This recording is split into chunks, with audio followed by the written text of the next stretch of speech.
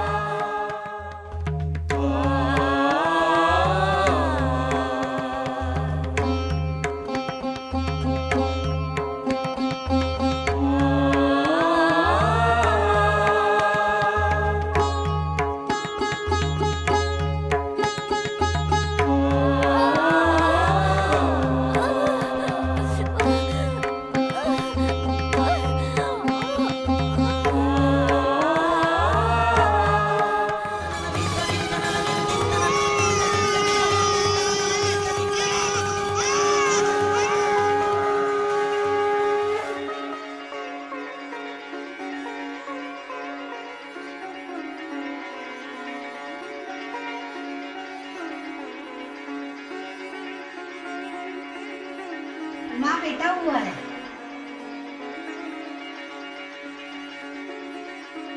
माँ बेटा हुआ है। हाँ, हाँ भगवान ने मेरी प्रार्थना सुन ली। ठहर ठहर, जरा सा ये ले, जरा सा। खा ले तू। खुशी की बात सुनाई ना, इसलिए।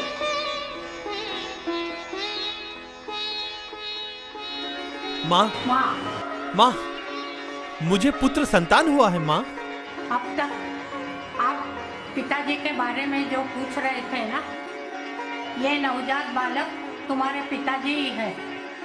इसलिए इस नए बच्चे को तुम अपने पिताजी को जितना प्यार देते थे, जितना सम्मान देते थे, वो सब इस बच्चे को देना।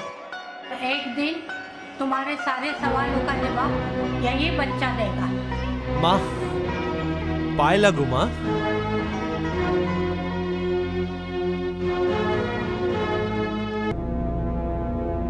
Strange, unbelievable. 1 साल से इतनी कोशिशों के बावजूद उनके घर में पुत्र संतान, ये कैसे हो गया?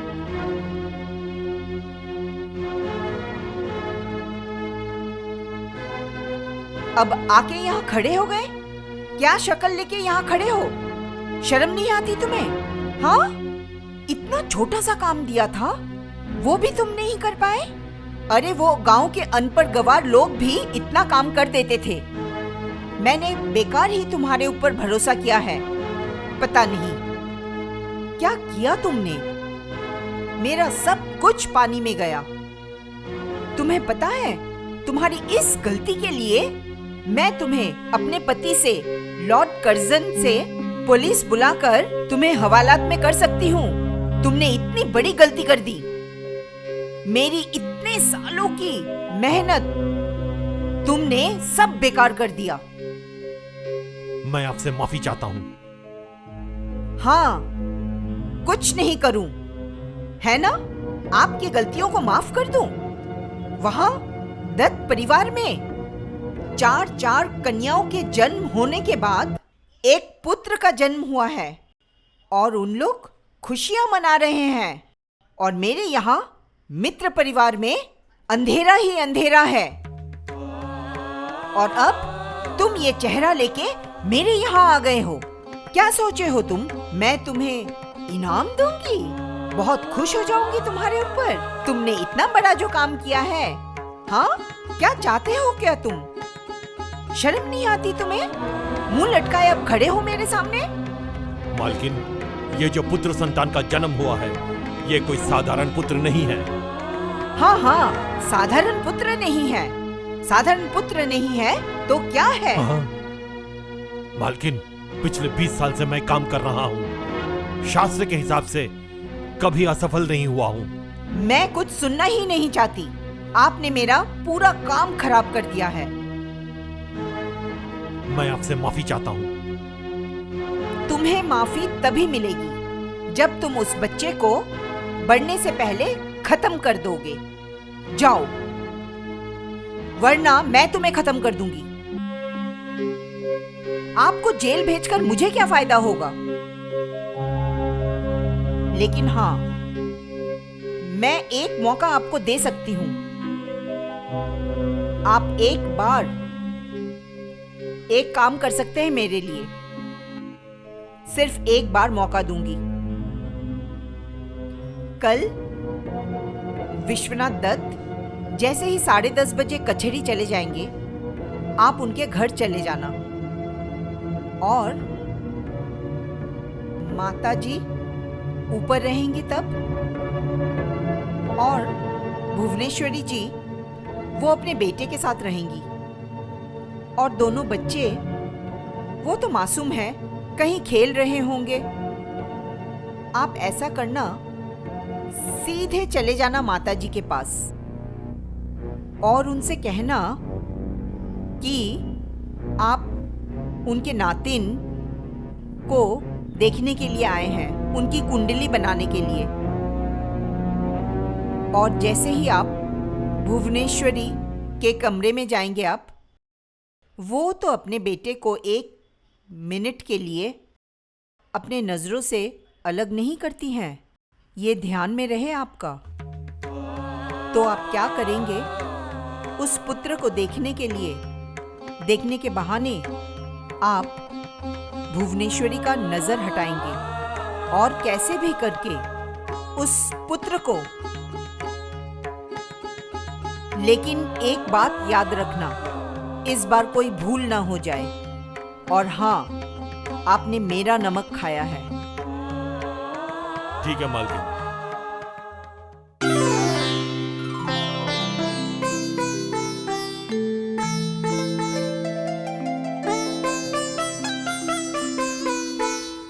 शिव जी, आपने मुझे सब कुछ दिया है, मेरी सारी मनोकामनाएं पूर्ण कर दी हैं।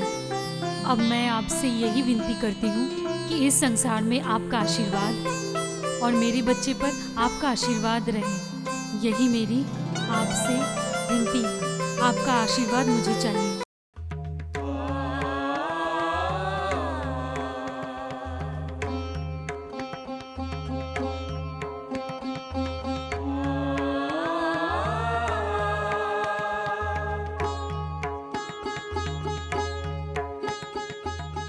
माता जी नमस्कार।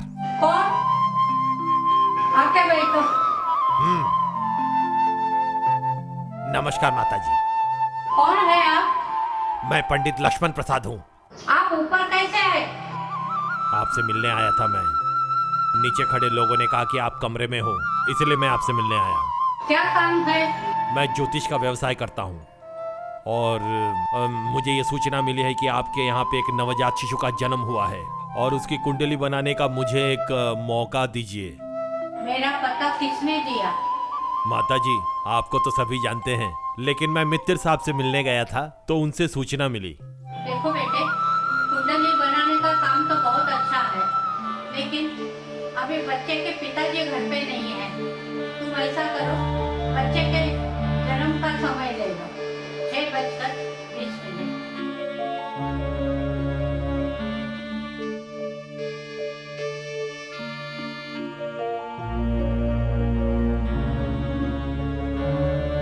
माता जी, बच्चे को देखने का सौभाग्य प्राप्त होगा क्या? बच्चे कमरे में है, किसी से पूछो और जाकर देखो। धन्यवाद माता जी। आशीर्वाद दीजिए माता जी।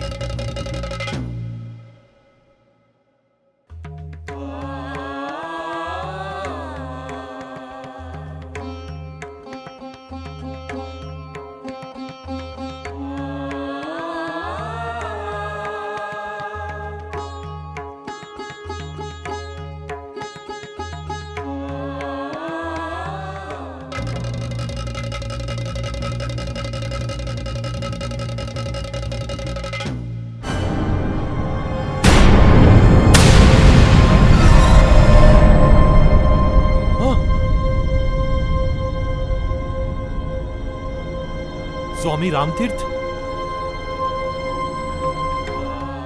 ओह,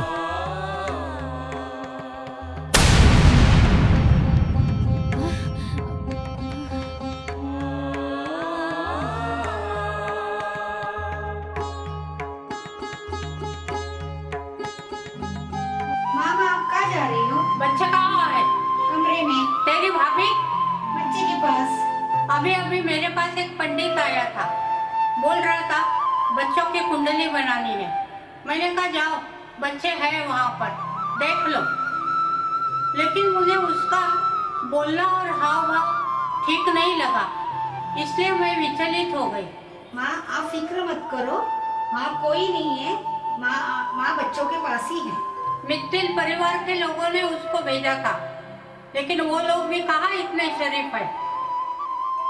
तू बोलती है तो ठीक है, लेकिन चलो एक बार देख के आते हैं। अच्छा ठीक है, आप जाइए। मैं आऊँ क्या साथ में? तू अपना काम कर, मैं अकेले ही जाती हूँ। सोनामणि, जरा इधर आओ। हाँ माँ। दादी क्या कर रही है? दादी माँ अखबार पढ़ रही हैं। तेरे पिताजी कहाँ हैं? वो तो कचहरी चले गए। ठीक है, तू जा। अच्छा माँ।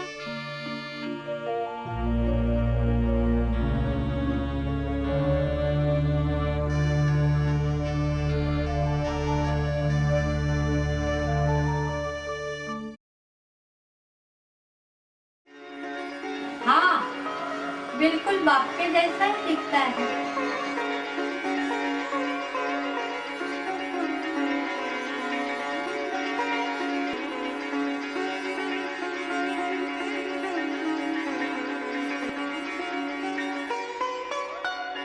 बेटी, तू ठीक है ना? बिल्कुल ठीक हूँ। मुझे मालूम है, तू तो पहले से ही हिम्मत वाली है। बेटी भी ठीक हो? माँ, बाकी बच्चे कितने रोते थे, ये इतना नहीं रोता है, ऐसा क्यों? बेटी, इस बच्चे में कुछ खूबी है, वो तुमको समय के बाद मालूम पड़ेगी। अच्छा, क्या आपको कैसे मालूम पड़ा? अनुभव से। मेरे बाल ऐसे ही सफेद हो गए क्या? हाँ, अभी मैं चलती हूँ, तुम अपने तबीयत का ख्याल रखना।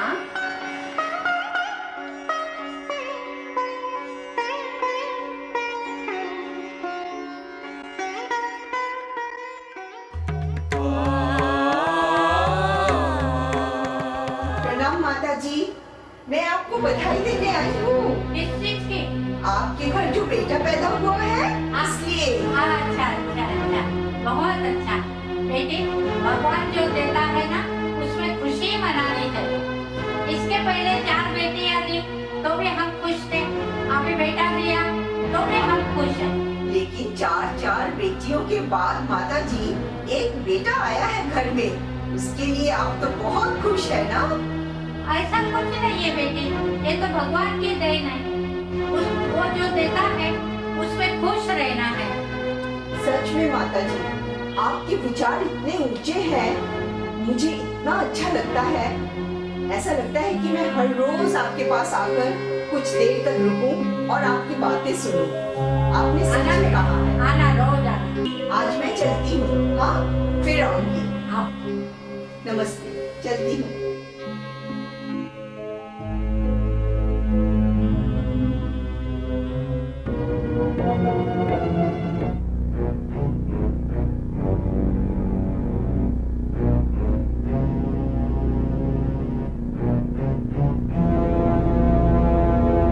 ये कुंडली देख के लगता है कि बालक विश्व विजयी होंगे।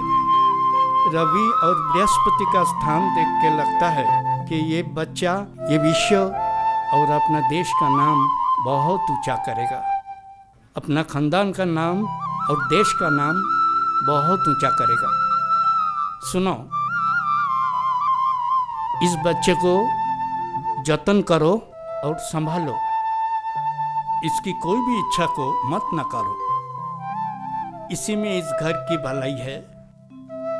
इसके अलावा इस समय में और कुछ नहीं कहूँगा। और कुछ बताने की जरूरत भी नहीं, हम सब जानते हैं। माँ, अभी अभी तो बच्चे का जन्म हुआ है, तो आप उसके बारे में आप कैसे जानते हैं?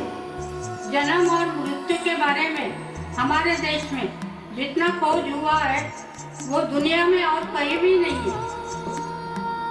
हमारे देश के ऋषि मुनियों ने इसके ऊपर खूब तपस्या की और उसका फल पाया।